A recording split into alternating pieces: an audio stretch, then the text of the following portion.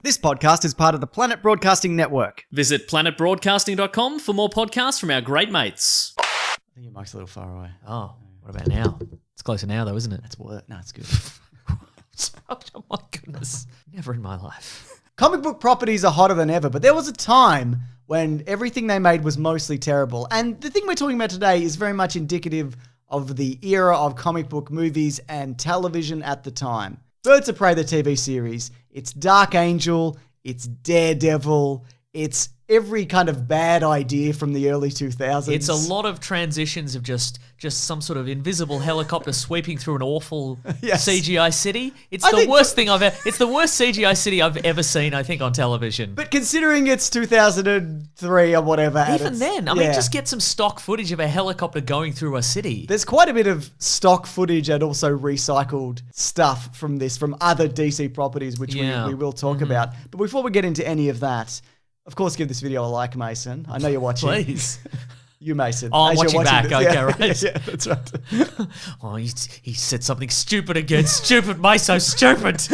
Birds of Prey, by the way, it's getting a new movie. That's why we're doing this. Yeah, that's right. And this is kind of an amalgamation of like Batman 89, Batman Returns, the animated series, Batman Beyond, The Killing Joke, some of the comic stuff. Well, it's interesting because, in the comic books, Birds of Prey it's a team put together by Barbara Gordon Oracle initially, and it's sort of a team of usually female superheroes all teaming up for various ends. And the movie we're getting soon isn't really that, but this isn't that either. No. It's not like, well, the movie's really they've really, this isn't an accurate take on this, but this TV version isn't.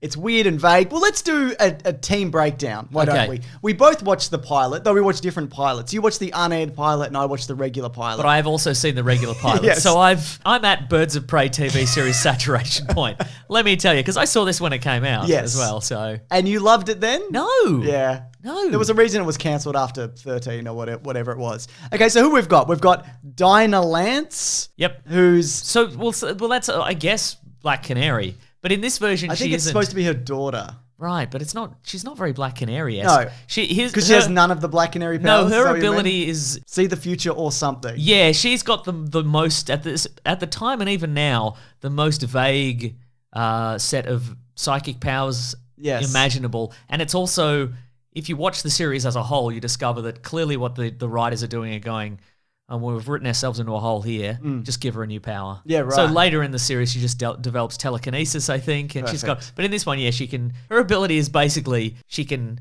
touch someone and she gets a sort of a psychic vision of some sort. Oh my God, she's Bruce Willis in the Bruce Willis trilogy. Yeah, exactly. But it's kind of, she may as well not have it because in a lot of cases it's like they're surrounded by men wielding guns with threatening expressions, and she touches one of them and goes, "This is a trap." Yeah, we know it's a trap. It's always a trap. That's how superhero stories It's never work. not It's always been a trap. I would argue that that it's somewhat useful for reading a person like on the street. There is a moment in the pilot where Oracle's like, "What are we gonna do with her?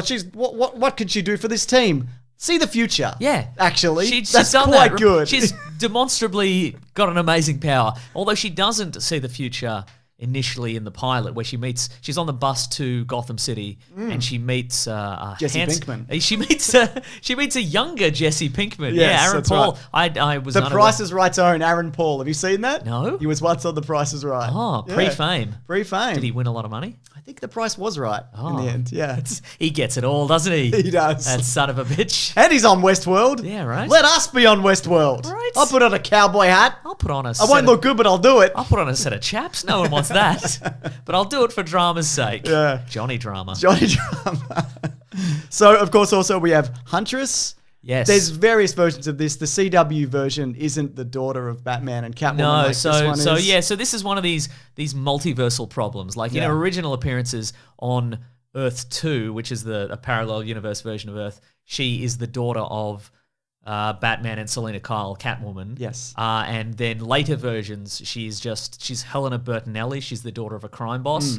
And that's the continuity in the comic books at the time. Yes. So, of course, in this version, she's the old continuity version. She's the daughter of Bruce Wayne and Selena Kyle. She's the daughter of two non-superpowered characters who has cat abilities. Maybe. Yeah, she's got Matrix abilities. Yes. At one point later in the series, she just does some fight choreography straight out of the Matrix. Oh my goodness. Some spinning around in the air situations. You know what? She's also described in this because in the show there's a narration from Alfred Pennyworth. Yeah. At the start, and spoiler alert, right at the end, and he's like, "Oh, let me tell you a story about the greatest heroes of Gotham. Not Batman, not the most interesting character, but some lesser known characters." He describes her as half metahuman. You either are or you're not.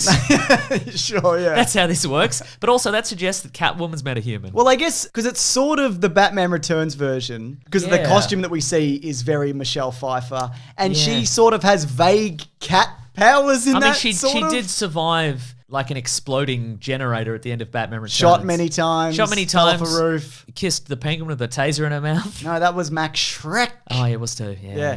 Penguin would have bitten her nose off. That's true. That's what it very is true, about, yes. Yeah, so maybe she's metahuman, which makes the Huntress full metahuman. That's right. Alfred. You idiots. We also have Barbara Gordon as Oracle. Pretty accurate. Yeah, for the most part, yeah.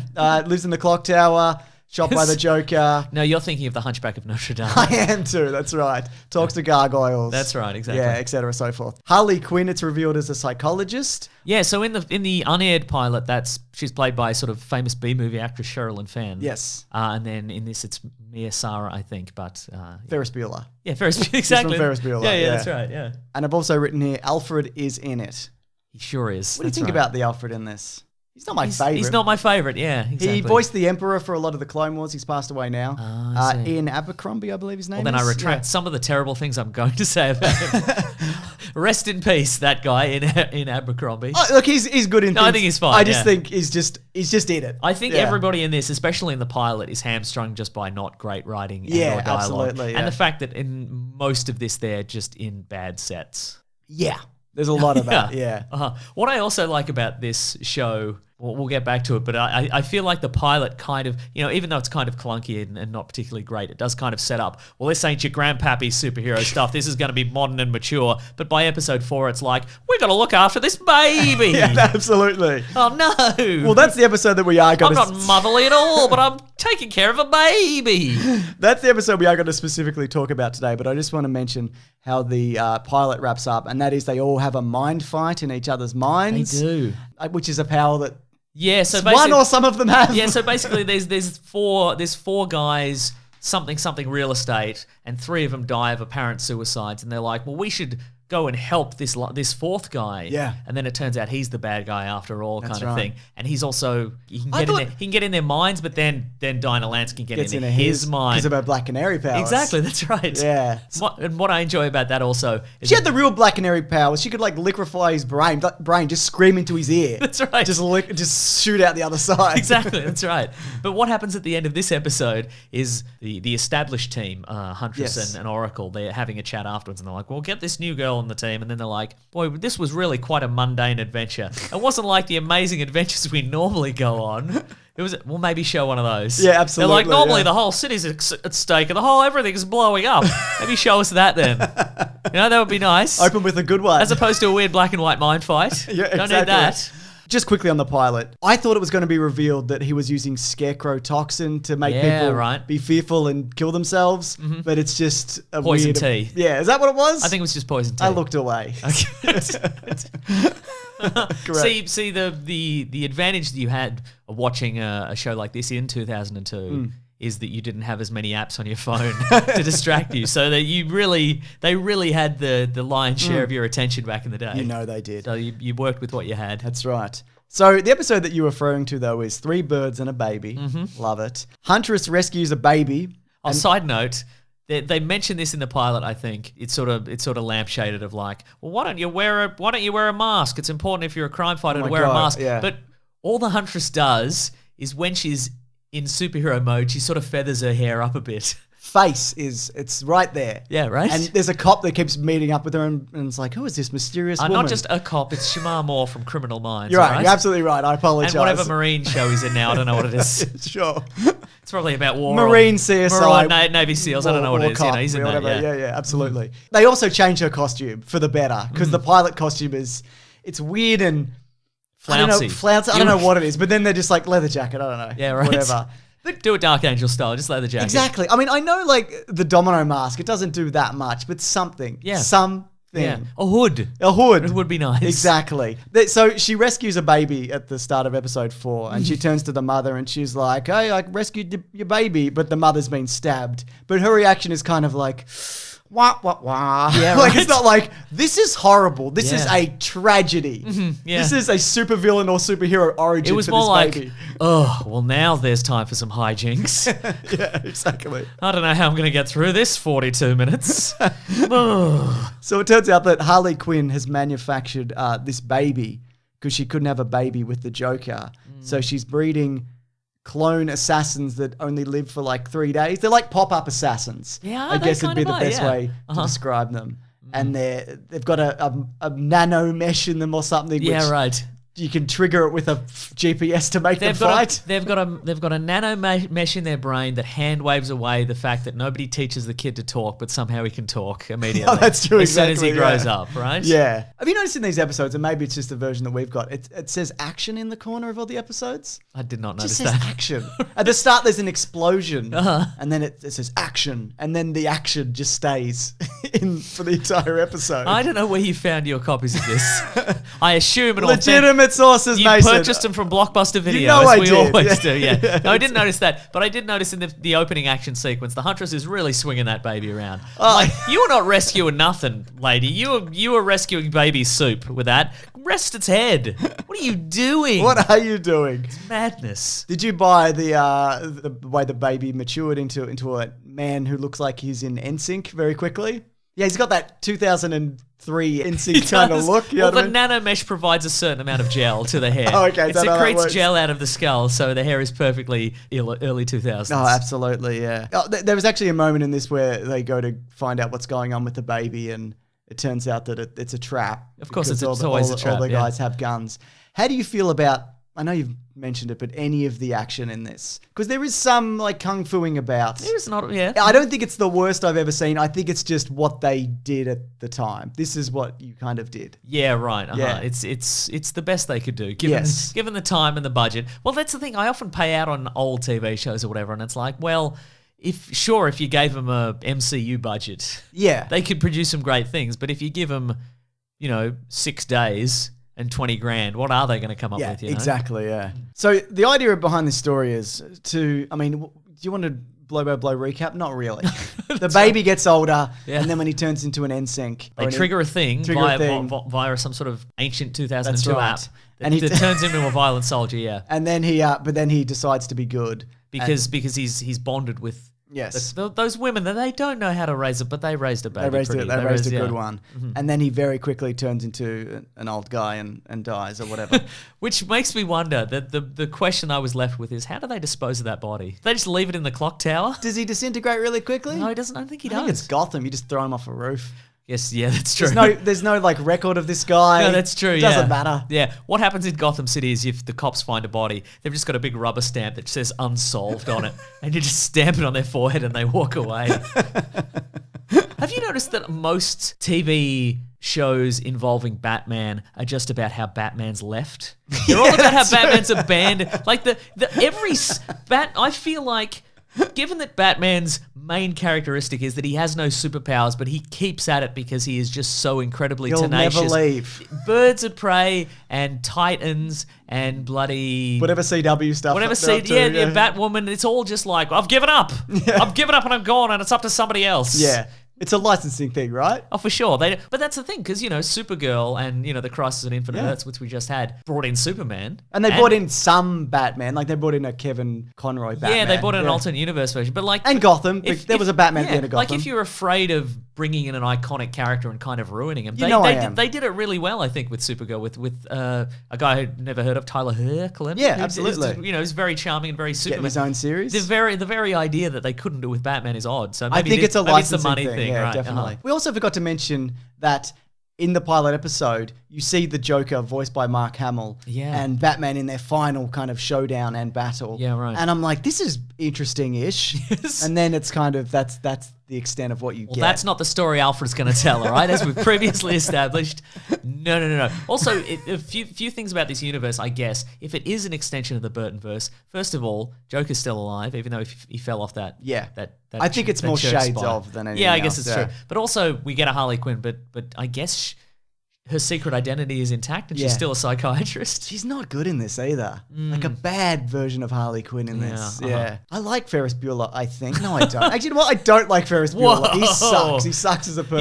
You should put a warning up the front of this video. But I don't like the man Ferris Bueller. Yeah, exactly. Yeah. Cameron's dad's going to murder him. Oh, for sure. Ferris just walked away from that. Ruin that car. Yeah, exactly. Ruin that car. Anyways, to wrap up the episode, they make him a birthday cake because he never had a birthday. And he's like, cool. And then he dies. And then they throw him in a river or whatever. That's right. And then Huntress goes to the park and talks to the cop, NCIS wharf cop or whatever. Yeah. And then comes back. And then she's got the cake still and it's lit. I think they just edited it this way. But I think what was supposed to happen is those scenes are supposed to happen back to back. But they put the weird park scene in the middle, which means she must have blown out the candle, gone home, relit the cake, walked out on the balcony, blew it out. Yes. And then that was the episode. And this is a series of additional scenes where the wind takes the candle out just to relight it again. Exactly, yeah. Yeah, so I don't. And of course there's that scene where Harley Quinn's like, I can't comprehend it. We had the best nanomesh, and what turned this baby around? And they're like, maybe the mercenary she's hired, who was soundly defeated, is like, well, it might have been the power of love and friendship. And she's like, I don't understand the power of love and friendship. And then she's like, well, the only possible solution now is, and then she like vaguely kills the guy, like she vaguely slices his throat. I reckon as a paid mercenary, if I'd failed, I'd probably just send an email. I'd be like, didn't happen. You can keep the other half of the money. I'm just going to leave. You'll never see me again. I'm leaving this hellhole. Yeah. I don't want to end up in a ditch with an unsolved stamp on my head. Exactly. It's a really good point because he's just sitting there with his back to her and he goes, we didn't do it. I'm just going to sit in this chair and let you walk behind me. What do you think about that, you murderous lunatic? Oh, I'm dead. I did not see this coming. Yeah. I guess I am a bad mercenary. I guess so. So I just want to talk about some connections that we mentioned. Oh, yep. So Dinah was originally intended to be a revision of the comic book character Black Canary, but there was outcry from comic book fans, which means the character was retooled as Canary's daughter. So that's confirmed, that idea. Right. Yeah. The Batgirl suit that we see worn, that's a repaint of the one that Alicia Silverstone wears. Oh, okay, right. Yeah. That and the belt is very similar to the Clooney belt as well. Oh, they got the Clooney belt. They got the Clooney belt. That That's means right. Alicia Silverstone and Clooney, same waist. Not surprising. Not surprising. Take that however you want. The suit is intentionally Michelle Pfeiffer-ish for Catwoman.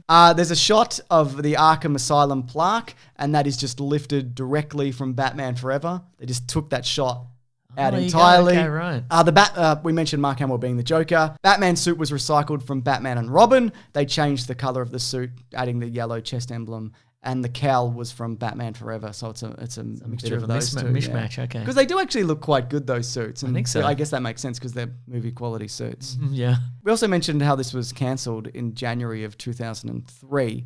11 episodes aired, and then the producers allowed them to film the final 2 episodes for some reason. Isn't that nice? I don't understand that. That's pretty uncommon because Swamp Thing was recently cancelled and they just went, you get 10, you're done. Yeah, right. And that was it, yeah. That's wild. Here's the thing, I can't really remember the last 2 episodes. I wonder if they just went hog wild with them. Do you think they did? At the end, the last 2 episodes are just about the Birds of Prey battling against awful TV producers. You know, the real criminals are in Gotham City. Everyone in Hollywood, that's who. That's right, yeah. I just realised also we've been saying 2003 during this, and it ended in 2003, but it started in 2002. I said I'm 2002. mentioning this here because, you know. Okay. Because people care about this show. The one thing that I do remember about the final episode is You've really seen all of this. I've really seen all of There this. was nothing else, though, was there, at the time? No, exactly. That's Yeah. right. And I think it was released at it was like 11 p.m. or something on Channel 9. Anyway, the point is that right at the end, I believe Alfred picks up a telephone and he's like, "Oh, Master Wayne, they're doing very well. You'd be very proud of them," kind of thing. Great. So suggests that Bruce Wayne is still out there. To which I say, maybe come back to Gotham, Bruce. Yeah, season 2. Well, They really messed up this whole baby thing, is all I'm they saying. really did. How old would he be at that point? He'd have to be close to 50 at least, wouldn't he? Oh my God, well maybe he's past it then. He's all right. But look at that waist. Oh my goodness. It's so narrow. How does he do it? Yeah. I also want to mention, and this is definitely worth bringing up because we'll get people shouting at us. So, you know, this is the subsection of the video called, "Hey, shut up, we mentioned it." Maybe I want to get shouted at though. Ashley Scott reprised her role as Helena Kyle in Crisis on Infinite Earths. That is true. And Rachel Scarston, who plays Dinah Lance, also stars in Batwoman as the character's sister. That's right. So, because she was 16 at the time when they filmed this show. Oh. So yeah, there you go. Sucks. I don't know what else to say. I mean, I know it's all When the you know, time. you know. When you know, you know. I guess I can see what they're doing, Yeah. and it's as good as it could have been. So I guess there's that element of Look, it. honestly, disagree. I think if the production values were a little bit better. This is what TV was, though. I guess that's probably true, yeah. Name a better thing from 2002. Dark Angel, I guess, maybe. I vaguely remember it. Yeah. Yeah, no, you The probably... Pretender? I quite like The Pretender. All I'm saying is put a real city in there. Aerial footage of New York. But then you need the clock tower and you zoom in on the clock tower so you know that they're in the clock tower. That's a good You need point, to actually. know that they're in the clock tower. That's true. She's in the clock tower, everybody. Just have some cuckoos going off constantly while they're in there. Then we would know. That's a really good point. Anyways, this has been Caravan of Garbage. We do this every week. You got something you want us to talk about, watch, whatever, we'll do it. Was there a better thing that came out in 2002? We'll watch it. We'll absolutely watch it. Begrudgingly, we'll watch it. Yeah. Is there a good superhero TV show from 2002? Yeah. We're listening. No answers. That's interesting. Your silence speaks volumes, viewers. Absolutely it does. / listeners. Yes. But of course, it can be a video game, it can be a movie, it can be a TV show, it can be a comic. We love looking at stuff, don't we, Mason? Oh my God, we love looking at stuff. And here's a hint towards next week's episode. Hello, everyone in the extended audio. We don't know. We don't know what it is. Mason, then you say, but surely you know in advance. And I say, I fucking don't know, Mason. And then Mason says, but don't you have a list of things that are coming out? And I go, yeah, but I don't have it in front of me. And even then it's subject to change. And Mason he's not here, he's left. Everyone. So I don't know. Yeah. It's My somewhere- contract requires me only to stick around as long as the video version is done. So I just get in my limo and I take off. That's right, yeah. We're Fleetwood Mac in this. Yeah. Anyway, look at the video because it'll be in the video, it'll be in the whatever, video. whatever the thing is we're Yeah. looking at next week. All right, everybody. There's also videos every Sunday, Tuesday, and Thursday if you want to subscribe. I'm at Mr. Sunday Movies on Twitter. Oh, I'm at Wikipedia Brown on Twitter. We love you, every one of you. It's so true. Yeah. Except that one of you. You know who you are and you know what you did. Goodbye. Grab that gem, you guys. We'll see you next week. So long. Crap show. Oh, it's not good, was it? Maybe there's one good episode that we didn't get You to. watched them all. Yeah, I don't remember there being a good one. This podcast is part of the Planet Broadcasting Network. Visit planetbroadcasting.com for more podcasts from our great mates. I mean, if you want. It's up to you.